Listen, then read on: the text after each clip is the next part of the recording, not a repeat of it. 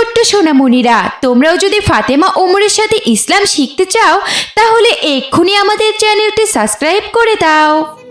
রসুলপুর মহল্লায় মাহাতাব নামের এক মাংস বিক্রেতা বাস করত।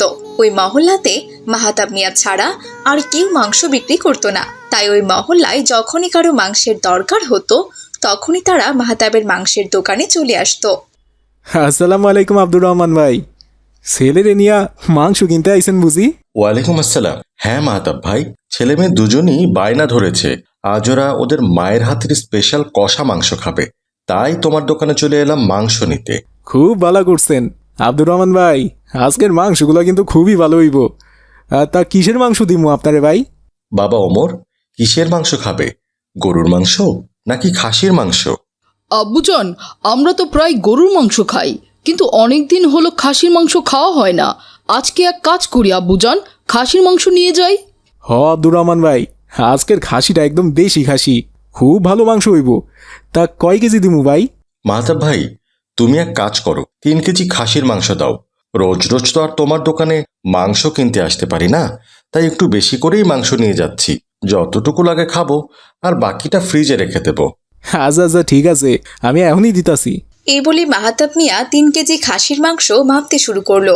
কিন্তু সে 2.5 কেজি খাসির মাংস দাড়িপাল্লায় দেওয়ার পরেই হঠাৎ করে আধা কেজির একটা পাথর দাড়িপাল্লার মাংসের নিচে রেখে দিল। ভাই, দাড়ি পাল্লার দিকে একটু তাকান, একদম ঠিকঠাক আপনারে 3 কেজি মাংস দিতাছি। আমার এখানে ওজন একদম বরাবর পাইবেন, কোনো ভেজাল নাই ভাই।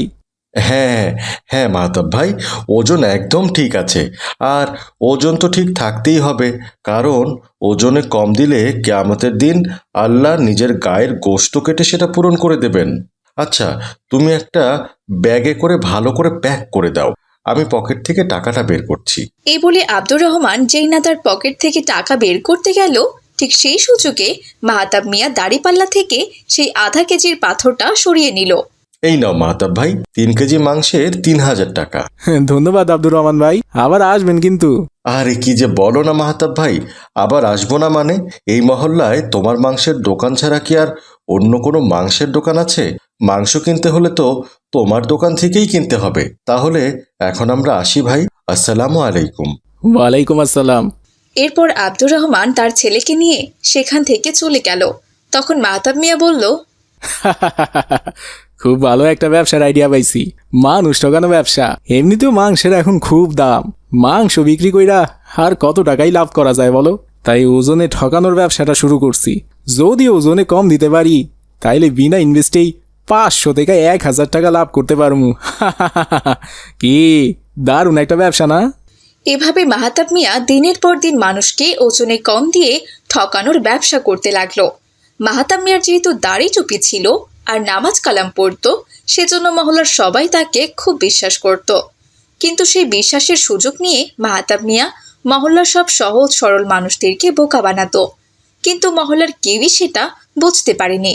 কিন্তু মাহাতাব মিয়ার লোক ঠকানোর লোভ দিনের পর দিন আরও বাড়তে লাগলো। আরে ধর, ওজনে কম দিয়া তো মোটামুটি একটা লাভ করতেছিলাম, কিন্তু তেমন একটা বেশি তো লাভ হইতাছে না। কাউরে কাউরে তো আবার বোকা বানানো খুব কঠিন, সব সময় দাড়ি পাল্লার দিকে চাইয়া থাকে। এইভাবে চললে তো আমার বড় লোক হইতে অনেক সময় লাইগা যাইব। না না না না না না না, নতুন কোনো আইডিয়া বের করতে হইব, যার মাধ্যমে আমি বেশি মুনাফা করতে পারুম আর তাড়াতাড়ি বড় লোক হইতে পারুম। কিন্তু কি করা যায়, কি করা যায়? পাইছি, একটা উপায় পাইছি। হঠাৎই মাহাতাব মিয়ার মাথায় একটা বুদ্ধি চলে এলো। যেমন ভাবনা তেমনই কাজ। সে চলে গেল এক মুরগির খামারির কাছে। মোদালে ভাই, খামারে আছেন? আসসালামু আলাইকুম। আরে মাহাতাব ভাই যে, হঠাৎ করে আপনি আমার মুরগির খামারে, তা ব্যাপারটা কি ভাই? ওয়ালাইকুম আসসালাম। মোদালে ভাই, আপনার কাছে আইছিলাম কিছু মুরগি কিনতে। কি বলছেন কি মাহাতাব ভাই?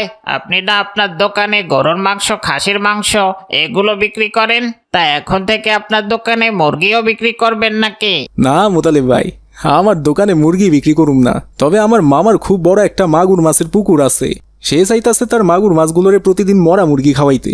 যদি মরা মুরগি মাগুর মাছগুলো খায় তাহলে মাছের ওজন তো দ্রুত বাড়বো, তাই না? কিন্তু মামা কোনোভাবেই মরা মুরগির সন্ধান পাইতাছে না। আমারে অনেকদিন থেকে কইতাছিল, তাই আপনার কাছে আইলাম। তা আপনার খামারে কি মরা মুরগি পাওয়া যাইব? ও আচ্ছা, এ তো খুবই ভালো কথা। আমার খাবারে তো রোজই 10-12টা করে মুরগি মারা যায়। মরা মুরগিগুলোকে তো আমি ফেলেই দেই, ওগুলো তো আবার কোনো কাজে আসে না। যদি ওই মরা মুরগিগুলোকে মাগুর মাছ দিয়ে খাওয়ানো যায় তাহলে তো মাগুর মাছগুলো দ্রুত ওজন বাড়বে, আর মরা মুরগি বিক্রি করে আমিও কিছু টাকা পাবো। আচ্ছা ঠিক আছে ভাই, কোনো সমস্যা নেই, আপনি রোজ আমার থেকে এসে মরা মুরগি নিয়ে যেতে পারেন। তাইলে তো খুব ভালো হইলো মোতালেব ভাই। তা আপনি মরা মুরগিগুলো কত কইরা রাখবেন? খুব বেশি না মাহাতাব ভাই, ওই মরা মুরগিগুলো তো আমাকে ফেলেই দিতে হয়। আপনি শুধু এক কাজ করেন, ওই মরা মুরগিগুলো যে খাবার খায় শুধু সেই খাবারের টাকাগুলো দিলেই হবে। তবুও ধরেন ওরা মোটামুটি মাসে 100 টাকার খাবার খায়, আমাকে আপনার পার পিস মরা মুরগির জন্য 100 টাকা করে দিলেই হবে। জীবিত মুরগি তো এক একটা 500-600 টাকায় বিক্রি হয়। 100 টাকা? আচ্ছা ঠিক আছে মোতালেব ভাই, তাইলে ওই কথাই থাকলো। এখন থেকে আপনার খামারে যত মুরগি মরবো আপনি মুরগিগুলো আমার জন্য রাখা দেবেন। আমি ওই মুরগিগুলো আমার মামার কাছে খামারে পাঠাইয়া দিমু, আর তার বিনিময়ে আপনি পার পিস 100 টাকা কইরা পাইবেন। তাইলে কাল সকালে ইসা আমি আপনার থেকে মরা মুরগিগুলো কিনা লইয়া যামু। ঠিক আছে ভাই? আচ্ছা আচ্ছা ঠিক আছে মাহাতাব ভাই। আমি তাইলে এখন আসি মোতালেব ভাই। আসসালামু আলাইকুম। ওয়ালাইকুম আসসালাম। এই কথা বলে মাহাতাব মিয়া সেখান থেকে চলে গেল।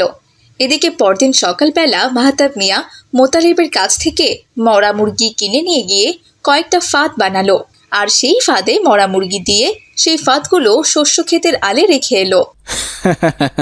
কাল থেকে আমার ব্যবসায় দ্বিগুণ লাভ হওয়া শুরু হইব। যা একটা জব বুদ্ধি করছি না, আমি খুব দ্রুতই বড় লোক হইয়া যামু। এই কথা বলে মাহাতাব মিয়া সেদিনের মতো সেখান থেকে চলে গেল। পরদিন সকালবেলা মাহাতাব মিয়া ঘুম থেকে উঠে সেই শস্য ক্ষেতের আলে চলে এলো, আর এসে দেখলো তার 2-3টা ফাঁদে শিয়াল আটকা পড়েছে। এই তো আমার বুদ্ধি কাজ করতেছে।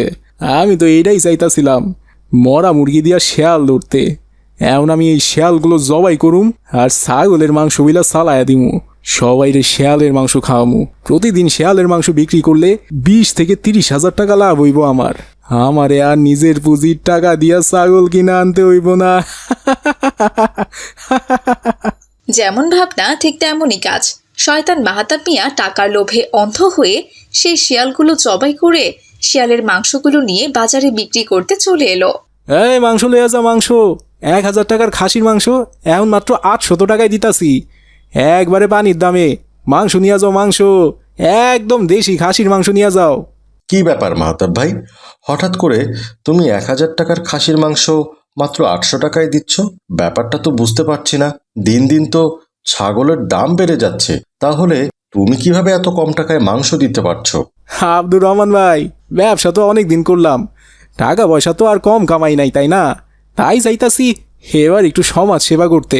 বাজারে যা জিনিসপত্র দাম বাড়ছে না, মানুষ তো এত টাকা দিয়া মাংস কিনে খাইতে পারবো না।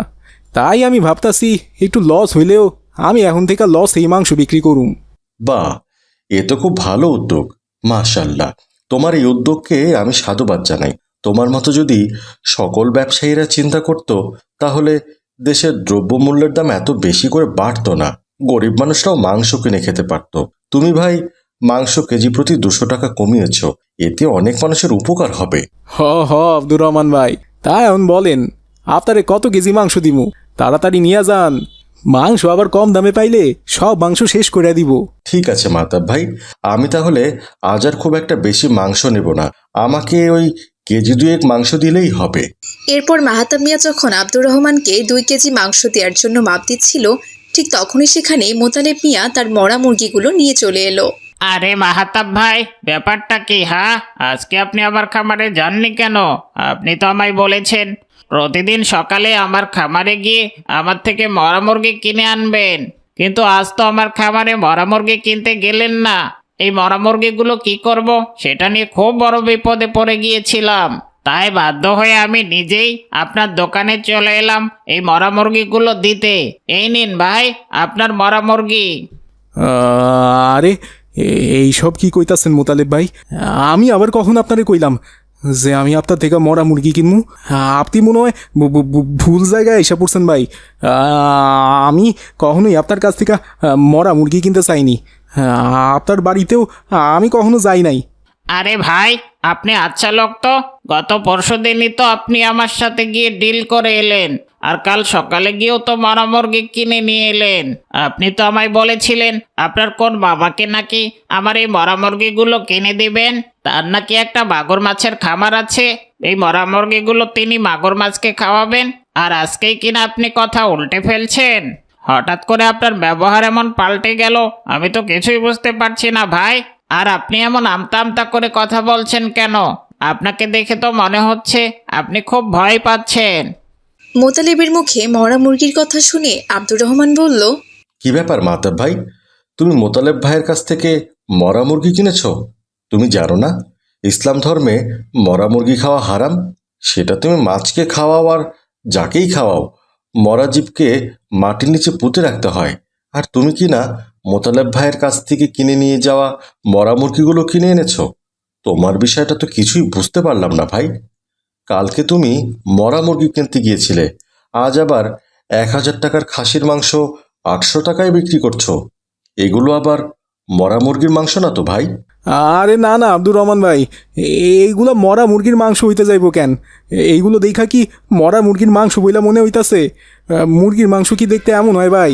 মাহতাব মিয়া যখন এসব কথা বলছিল ঠিক তখনই সেখানে ওমর চলে এলো আর বলল, হ্যাঁ আব্বুজান, মাহতাব চাচা ঠিক কথাই বলেছেন। এই মাংসগুলো মরা মুরগির মাংস না, তবে এই মাংসগুলো খাসির মাংসও না। কি বলছো বাবা ওমর, এগুলো তাহলে কিসের মাংস? আব্বুজান, এগুলো কিসের মাংস আপনাকে তাহলে দেখাচ্ছি। এই দেখুন, মোবাইলে সব রেকর্ড করে রেখেছি। মহল্লাবাসী, আপনারাও দেখেন।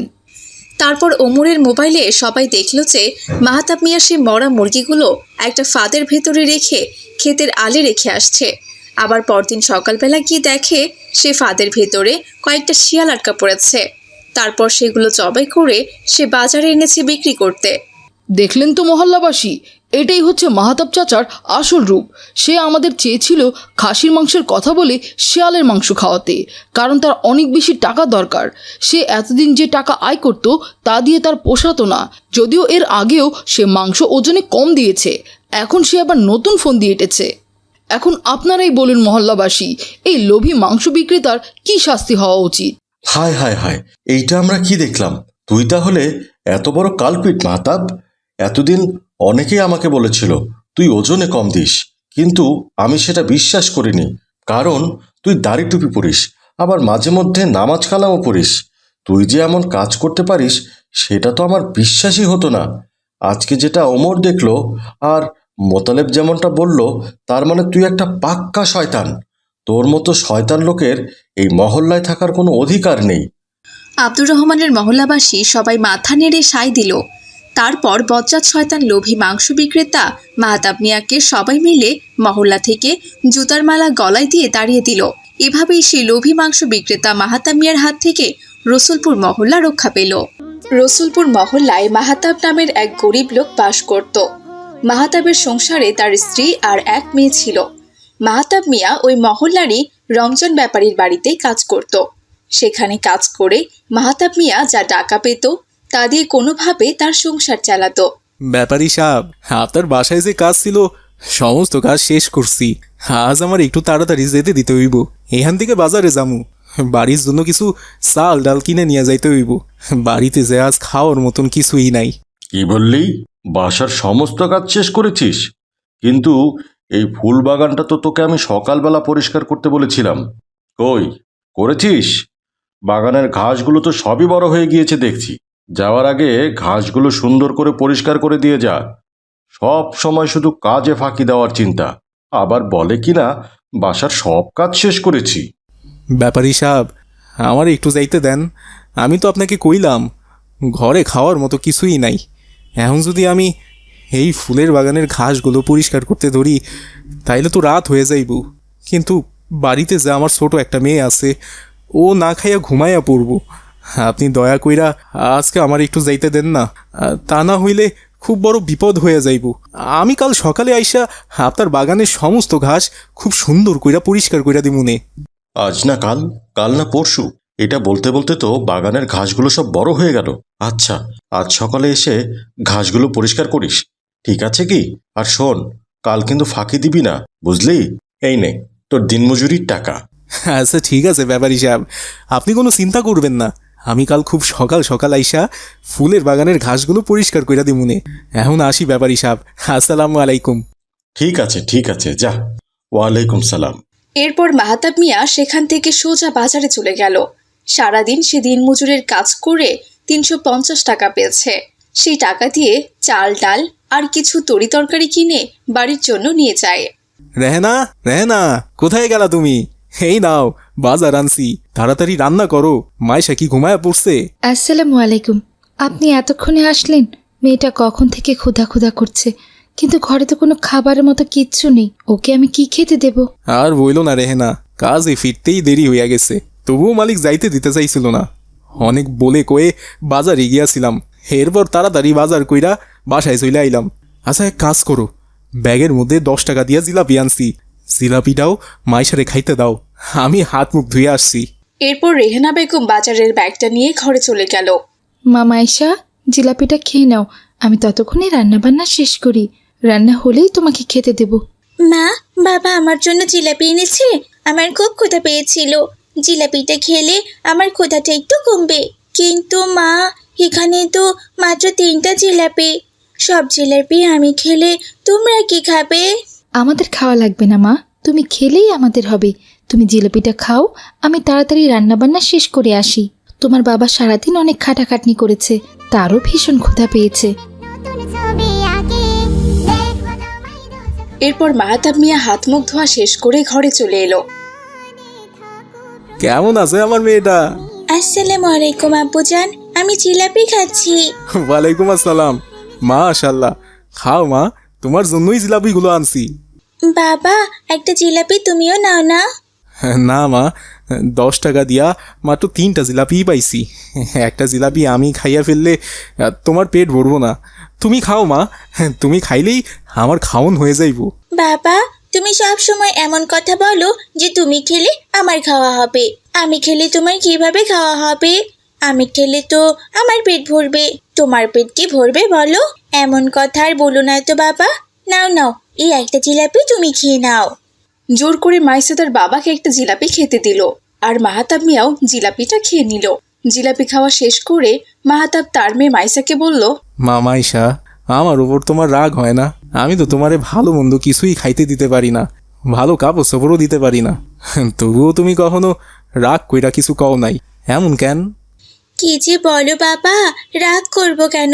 তুমি কি চেষ্টা কম করো বলো? তুমি তো দিন রাত পরিশ্রম করো শুধুমাত্র আমাদের ভালো রাখার জন্য, আর আমি কি না তোমার উপর রাগ করব? আল্লাহ তাআলা চাইলে একদিন ঠিক আমাদের এই কষ্টের দিন শেষ হয়ে যাবে। সেদিন আমাদের আর কোনো দুঃখ কষ্ট থাকবে না। তুমি এত কষ্ট করো, এই জন্য আমার খুব কষ্ট লাগে বাবা। আমি নামাজ পড়ি, আল্লাহর কাছে সব সময় দোয়া করি আল্লাহ যেন আমাদের সুদিন ফিরিয়ে দেন। মা মাইশা, আল্লাহ যেন তোমার কথা কবুল কইরা নেন। দুই বাবা মেয়ে যখন এসব নিয়ে গল্প করছিল, ঠিক তখনই রেহানা বেগম রান্নাবান্না শেষ করে চলে এলো। আপনাদের কি গল্প করা শেষ? গল্প শেষ হলে নেন, এবার দু বাপ মেয়ে খেয়ে নেন। অনেক রাত হয়ে গেছে, ঘুমিয়ে পড়তে হবে। এরপর তারা সবাই মিলে একসাথে খাবার খাওয়া শেষ করে ঘুমিয়ে পড়ল। কিন্তু পরদিন সকালবেলা মাহাতাবের খুবই পেট ব্যথা করলো। সে আজ আর কাজে যেতে পারছিল না, কিন্তু সে তো ব্যাপারী সাহেবকে কথা দিয়ে এসেছে কাজে গিয়ে ফুলের বাগানটা পরিষ্কার করবে। কিন্তু আজ যদি সে কাজে যেতে না পারে, তাহলে ঘরে কোনো খাবারও আসবে না, আর ব্যাপারী সাহেব খুবই রাগ করবে। তাই মাহাতাব ওই অবস্থাতেই উঠে কাজে যাওয়ার জন্য দাঁড়িয়ে পড়ল। এ কি বাবা, তুমি উঠছো কেন? তুমি তো অসুস্থ।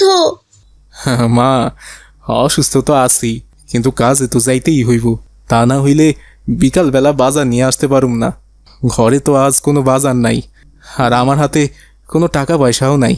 তাছাড়া আমার জন্য তো ওষুধও কিনতে হইব। এর চেয়ে বড় কথা, ব্যাপারী সাহেবকে বইলে আইছি আজকে গিয়া তার ফুলের বাগানটা পরিষ্কার করবো। বাগানে অনেক বড় বড় ঘাস হইছে, না গেলে তিনি খুব রাগ করব, আমারে আর কাজে লইব না। বাবা, আজ তোমার কাজে যেতে হবে না, আমি কাজে যাব।